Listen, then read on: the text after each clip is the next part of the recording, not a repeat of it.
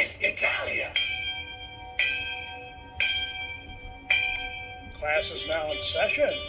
Christopher Columbus University is on air from Philadelphia and broadcasting worldwide from within the shadow of Marconi Plaza.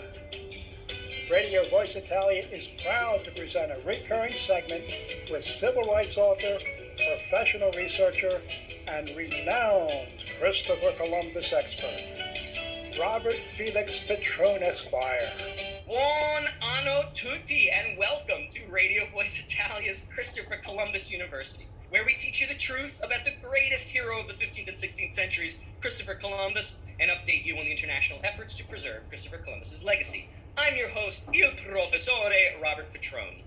Today, on our Christopher Columbus University segment, we have some news updates. In the United States of America, NIAF, the National Italian American Foundation, in conjunction with the National Christopher Columbus Association, is now accepting applications for its annual Christopher Columbus Essay Contest. The contest involves high school students of any ethnic background throughout the United States, grades 9 through 12, public, private, parochial, or homeschool, writing on a topic related to Christopher Columbus. 3 essays will be chosen for a cash prize. First prize is $1,200 and an all-expense-paid trip to Washington to read the essay at the Columbus Day event there. Second prize is $500 and third prize is $300. The mission is to foster an environment for an open and academically sound dialogue on Christopher Columbus and the events and accomplishments surrounding him. And I have and will continue to work closely with NIAF, so no shenanigans, essay writers, because I will be watching. And you don't want to end up featured on Dunn's Corner like in episode 20.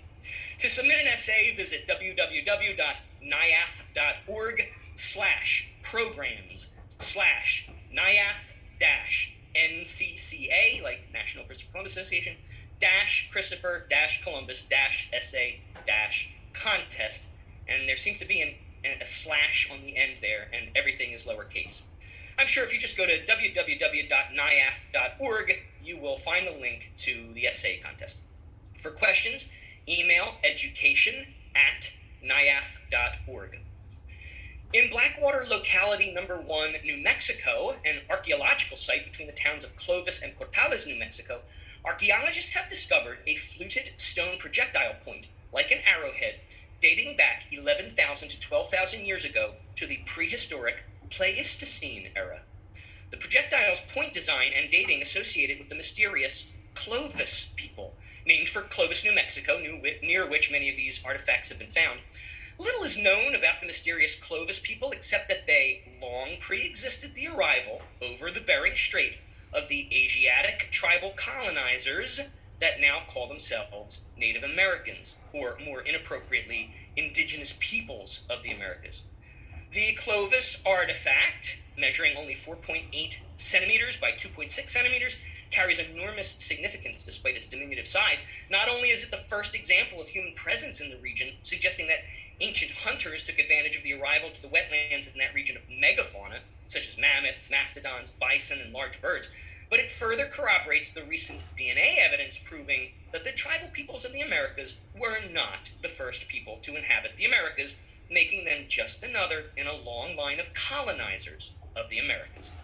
In Hoboken, New Jersey, the city has unveiled a 6-foot bronze statue of Frank Sinatra by renowned sculptor Carolyn D. Palmer on the anniversary of his 106th birthday at Sinatra Park on Sinatra Drive. Frank Sinatra shares something in common with Christopher Columbus. He, too, was a civil rights activist of Italian descent. In the 1960s, Las Vegas was racially segregated. African Americans were not permitted to book rooms in most hotels, including Sammy Davis Jr. Sinatra called for boycotts of these establishments and told their owners that none of the Rat Pack would be staying or performing at their establishments unless they lifted that racist ban. Indeed, it worked. Las Vegas began the racial integration of its hotels. While the display of a Sinatra statue can definitely be seen as a tribute to a supreme performer and someone who did a great deal for civil rights in the 1960s, it does seem somewhat like damage control by Hoboken Mayor Ravi S. Bala, whom we have not forgotten, dispensed with the annual Italian flag-raising ceremony on Christopher Columbus Day this past year. Italian-American One Voice Coalition President Manny Alfano wrote to Mayor Balla on behalf of Hoboken's Italian-American community about the mayor's act of damnatio memoriae of the flag-raising ceremony. Quote, "Your residents are disappointed because there is no flag-raising ceremony in October to honor their Italian heritage. Celebrating some ethnicities and not others is not equal treatment, nor does it represent an inclusive atmosphere. Why does Hoboken, New Jersey not fly the Italian flag during Italian-American Heritage and Culture Month? Flying the Italian flag during the month of October would send a signal to your Italian-American residents that you recognize their contribution to Hoboken and also their ancestors that came before them that helped build the Hoboken you know today. We would like to discuss this issue with your office and look forward to your prompt response." End quote. Mayor Balla never responded to the Italian-American One Voice Coalition's letter. For the substantive portion of today's program, all of us here at Radio Voice Italia would like to wish you, our listeners, a very happy new year. And to kick off the new year, Christopher Columbus University will be presenting a themed series of classes over the next month and a half. Now, this is not anything new. In classes 9, 15, 19, and 20 through 24, we explored the theme of how a neo-Marxist or perhaps Marxish movement is behind the slander against Christopher Columbus and other American icons whose statues are also being taken down, like President Theodore Roosevelt and President Thomas Jefferson, the author of the Declaration of Independence.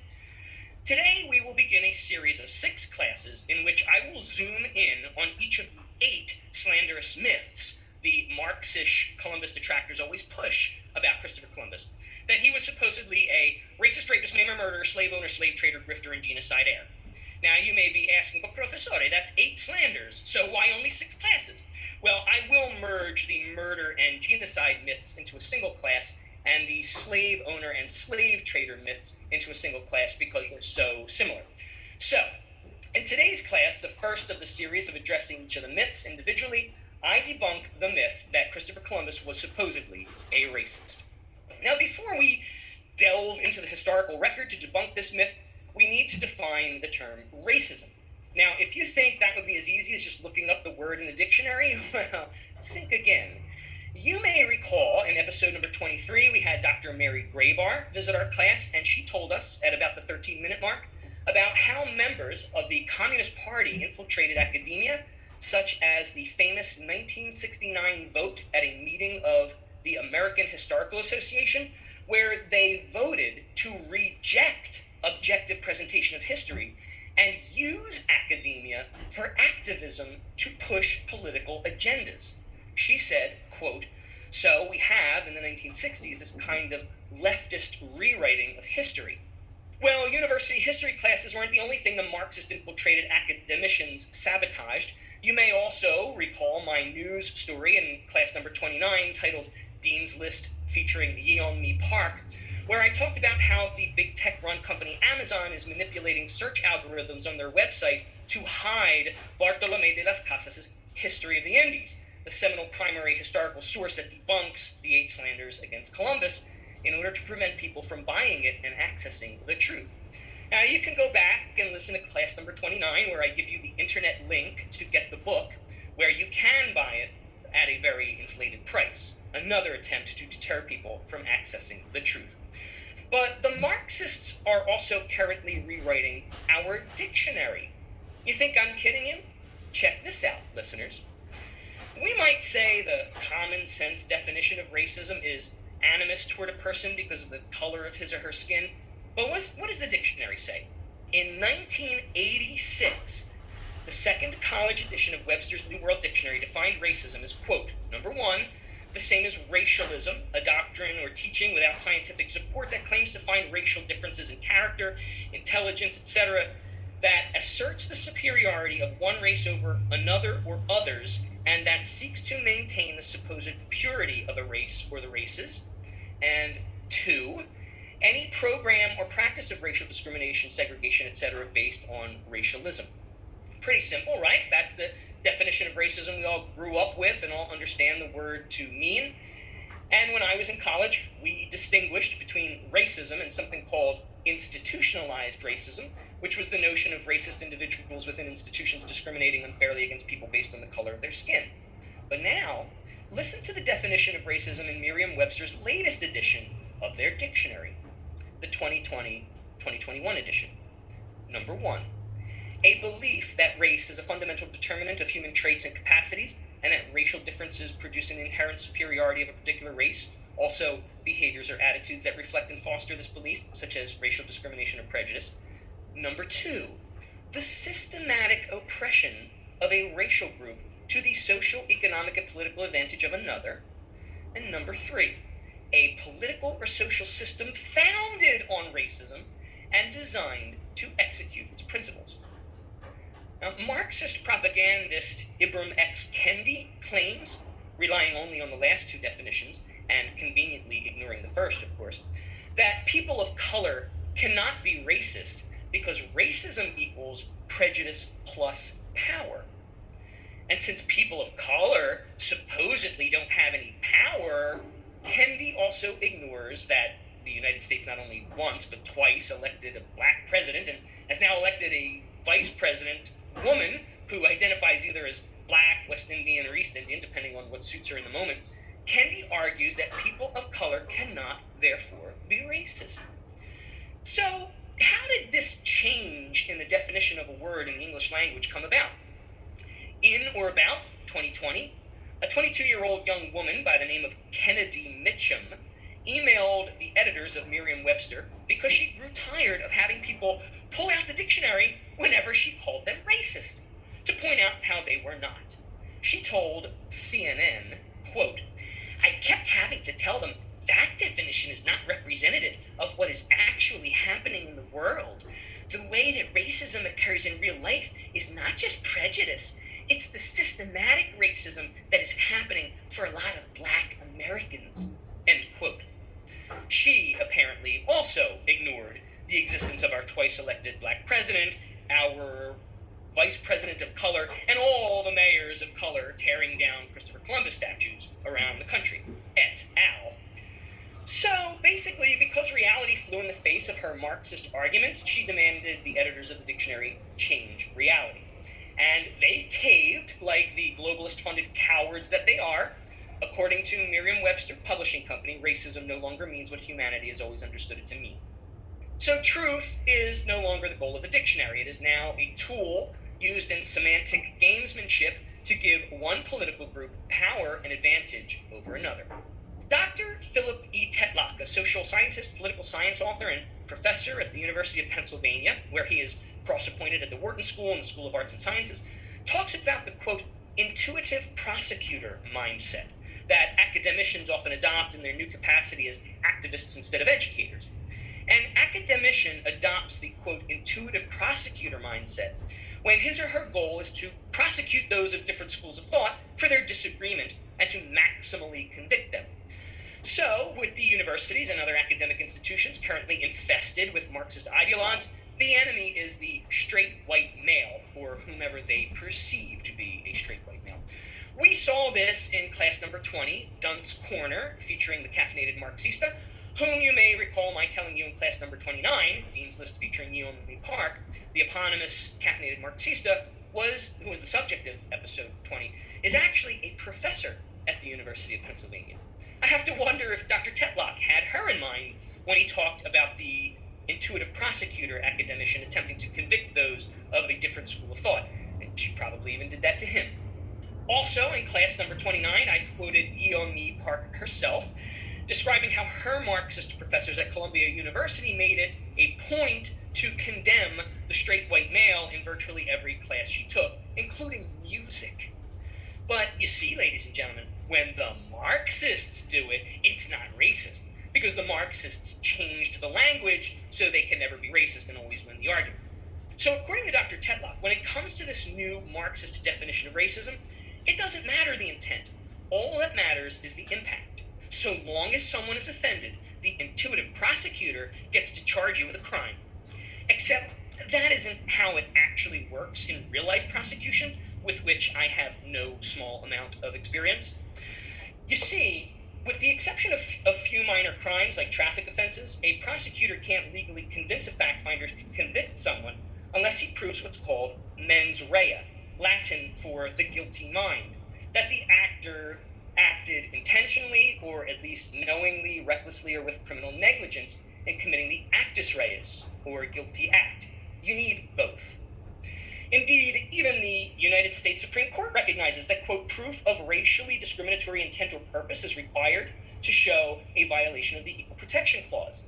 That is to say that disparate impact is not determinative unless you can show a stark pattern, like the lawsuit against the city of Philadelphia and its mayor is showing to the federal court of a stark pattern of discrimination against the Italian-American residents.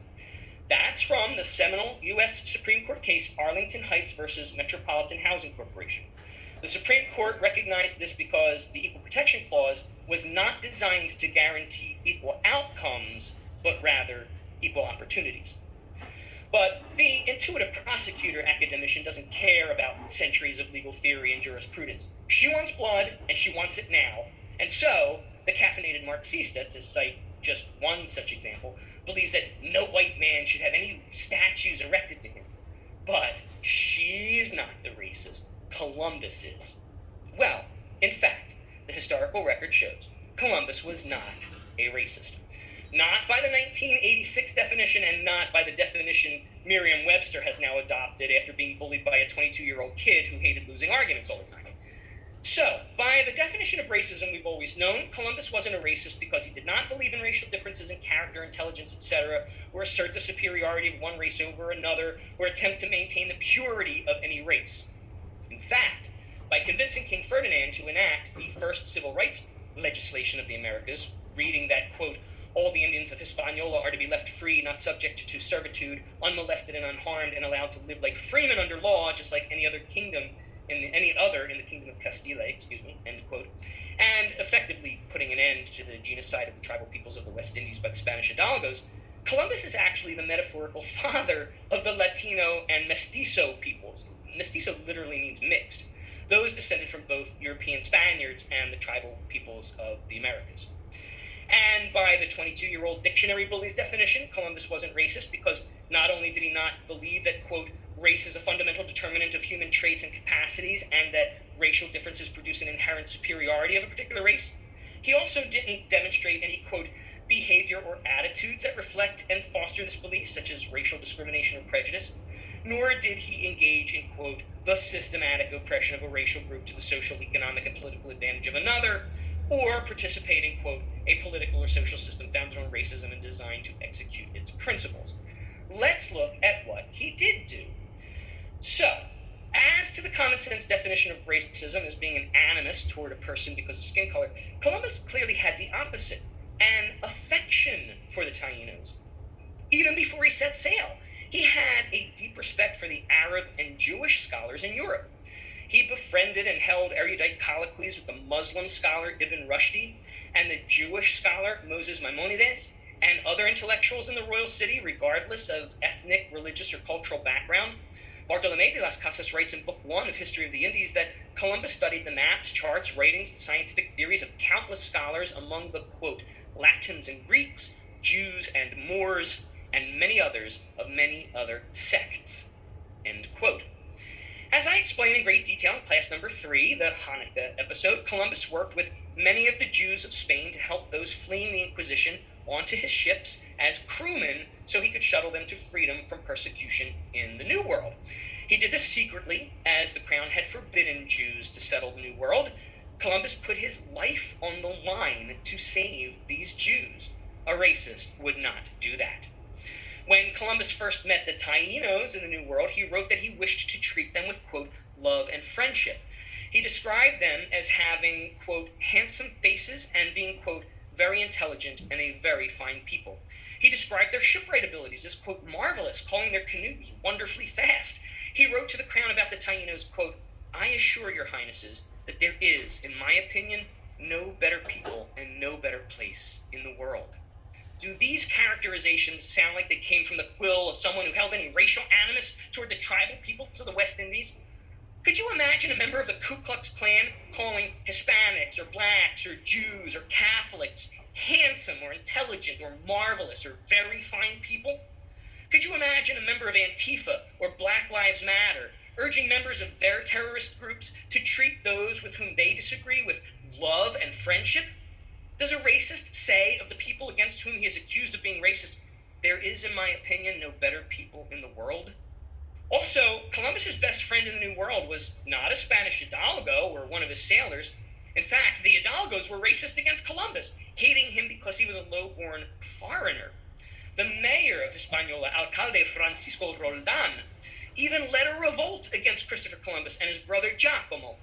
In chapter 74 of Life of the Admiral, biographer Hernando Colon writes that Roldan urged the other hidalgos to refuse to, quote, obey a foreigner. Rather, Columbus's best friend in the New World was Taino chieftain Guacanagari. Columbus wrote of his friend, quote, he delights in calling me brother.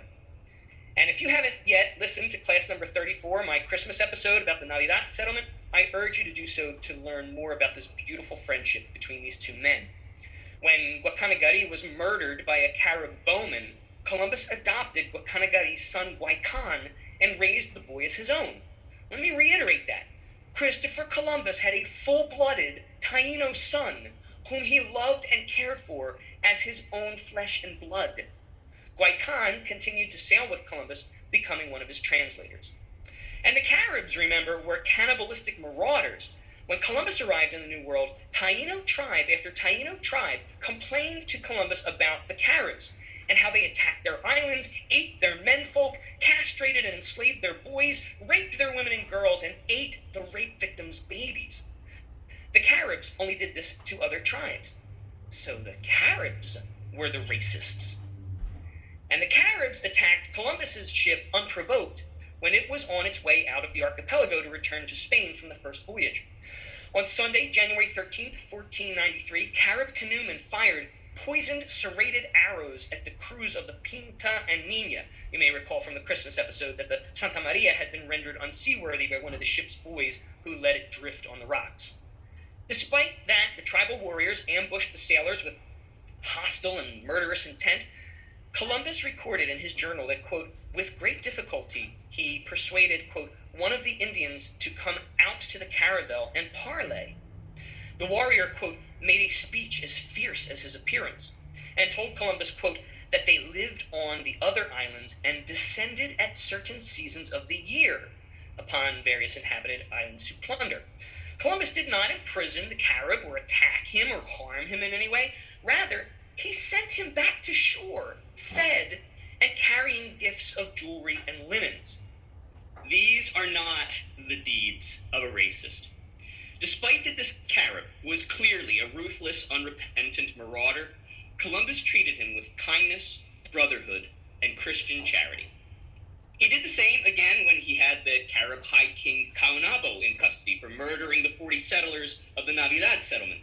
In that instance, the cannibal king, when brought aboard, defiantly and arrogantly told Columbus to his face that yes, he had murdered all the Spanish settlers of the Navidad settlement, and that he intended to do the same to all the occupants of their new settlement, Isabella.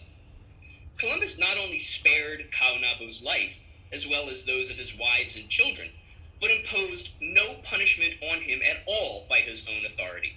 Rather, Columbus sent Caonabo back to Spain so the cannibal high king could have his day in court. Columbus was not only well ahead of his time with respect to race relations, but he was also ahead of his time with respect to justice. He had a very modern, rather than medieval, sense of justice. Would a racist have treated the belligerent cannibal king with the temperance and kindness with which Columbus treated him? Of course not. In fact, in writing about Caonabo to the crown, Columbus described the cannibal king as having, quote, great knowledge and very lively intelligence. These are hardly the words of a racist. And this happened a third time in May of 1498, when Columbus's flotilla was attacked by 24 armed Carib canoemen with whom he attempted to parley. He de-escalated the situation by gifting their leader a coat and sending a pilot to greet them, whereupon the Caribs simply left. Again, Columbus made peace despite being attacked, and there were no fatalities on either side. Once the war party had left, Columbus landed at what is now Trinidad and made friends and dined with the chieftain and tribe of that region, being served bread, fruits, agave liquor, and corn liquor from a group of people Columbus described in his writings as, quote, very pleasant and well received. this is neither the modus operandi nor the words of a racist. But what about the Marxists' argument that by their new definition of racism, Columbus was a racist? So, as to the racist notion that race is a fundamental determinant of human traits and capacities, and that racial differences produce an inherent superiority of a particular race, Columbus's words and actions demonstrate that he did not subscribe to this notion at all. In his very famous February 15th, 1493 letters to Comptroller General of Aragon, Luis de San Angel, and to High Treasurer of Aragon, Gabriel Sanchez, both of whom were Jews, by the way, Columbus wrote, quote, "I have not found the human monsters which many people expected. On the contrary, the whole population is very well made." Now, it bears pointing out here that well made is an awkward translation, but only because it's the closest expression we have in English for the Spanish bien hecho. But in Italian, you could translate bien hecho as bravo. If you do something impressive, the Spanish speaker might use the interjection bien hecho, like well done. And an Italian-speaking person might say bravo, meaning the same thing. Well, those two expressions also work in the adjectival form. To say that someone is bien hecho in Spanish or bravo in Italian means they're a good fella. And that's the way Columbus is using the expression. They're good folks.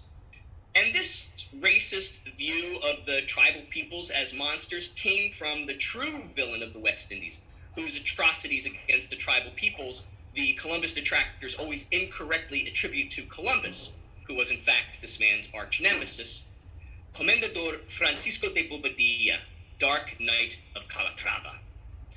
Protector of the Indians, Bartolomé de las Casas revealed in Book 2 of History of the Indies that this Spanish hidalgo, who through treachery temporarily deposed Columbus from the office of governor, and in Columbus's absence unleashed atrocities on the tribal peoples, wrote lies to the crown of Spain, deceiving them into, quote, believing them, the tribal peoples, to be non-rational animals, and so it was thought throughout the world, end quote. De las Casas adds, quote, may he who persists in this error burn for such beastly heresy. Indeed, Columbus countered these accounts by Bobadilla to the crown in his constant writings to them that the tribal peoples were intelligent, beautiful, and worthy of the rights and protections of citizenship. Lastly, as to the newfangled definition of racism as systematic oppression of a racial group to the social, economic, and political advantage of another, or a political or social system founded on racism and designed to execute its principles, Columbus participated in neither, and in fact, fought to his dying day against both, thus making him the very opposite of a racist, making him the first civil rights activist of the Americas. Just as Columbus had defied the systemic oppression of the Jews in Spain by organizing and conducting an underground railroad on the Niña Pinta and Santa Maria to shuttle Jews to freedom in the New World from persecution in the Old, he did the same on the way back with Taínos that the recalcitrant Spanish hidalgos enslaved against his orders. Columbus wrote of the hidalgos in his account to the crown of Spain on his third voyage, quote, I became an object of loathing, and objections were made to all my wishes and demands. Because the hidalgos loathed and ignored Columbus's mandates against enslaving the Taínos, Columbus launched a masterstroke of a counterstrike against the hidalgos. He ferried those Taínos, enslaved by the hidalgos, back to Spain and had them liberated. He did this so often that on his fourth voyage, the crown gave him explicit instructions not to free any more slaves. The monarchs were willing to overlook the practice of slavery by Hispaniola's new governor, Nicolás Obando, but Columbus was not. He spent the rest of his life reporting to the crown, eventually to just the widowed King Ferdinand, of all of Obando's atrocities. Columbus condemned the Spanish slavers who subverted his own efforts to aid the tribal peoples, which included convincing the widowed King Ferdinand to issue that royal proclamation ending any mistreatment of the tribal peoples. After Columbus got this, the first civil rights legislation of the Americas passed, he complained to the king that he gave passage to the tribal peoples from Hispaniola to Castile, quote, for the purpose of instructing them in our faith, our customs, crafts, and trades, after which I intended to reclaim them and return them to their lands so they could instruct others, end quote. But that the Spaniards instead sold the people into servitude. That's in chapter 37 of Book 2 of History of the Indies. Bartolomé de las Casas wrote in chapter 41 of that same book, quote, "But either Ferdinand did not believe Columbus or had other important things to attend to. The fact is that he paid no attention," end quote. It took some time, about 10 years, but after Columbus died peacefully in Valladolid, Spain on May 20th, 1506, and given a hero's burial, young Bartolomé de las Casas took his monastic vows, donned the robes of a Dominican friar, and followed Columbus's lead. De las Casas petitioned King Ferdinand to pay for the funding of a monastic order of Dominicans, which De las Casas would lead, whose purpose it would be to travel around the West Indies using their clerical clout to shame the Hidalgos into complying with Columbus's civil rights legislation. It worked. The king agreed to fund the order, and the order carried out that mission successfully. By 1516, Columbus's vision of freedom from enslavement and mistreatment finally came to fruition for the tribal peoples of the Americas de facto. You know, the Marxists like to talk a big game about how awful white Western Christian culture is because of its history of slavery. But what they fail to acknowledge is that every human society we know of on earth practiced slavery, and that the Islamists of the Middle East and the communists of China and North Korea still practice slavery. But it was Western culture, specifically white Christian men, who put an end to slavery in the West. And the first one to do so was Christopher Columbus, when he successfully petitioned King Ferdinand of Spain to include, quote, a very specific clause in his royal decree, reading, quote, all the Indians of Hispaniola were to be left free, not subject to servitude, unmolested and unharmed, and allowed to live like freemen under law, just like any other in the kingdom of Castile, end quote. As always, the truth is the exact opposite of the Marxist slander against Christopher Columbus. The primary historical sources prove consistently and unequivocally that he was no racist, but rather the opposite, the first civil rights activist of the Americas. And that's today's class. For more news, articles, and resources about Christopher Columbus as the first civil rights activist of the Americas, icon of Western culture, paragon of Catholic virtue, and greatest hero of the 15th and 16th centuries, visit preservecolumbus.us. That's Preserve Columbus, rendered as one word, .us. And post a little note of appreciation for our webmaster, Tom LaCosta. I'm your Professore, Robert Petrone. A presto! Radio Voice Italia. Philadelphia.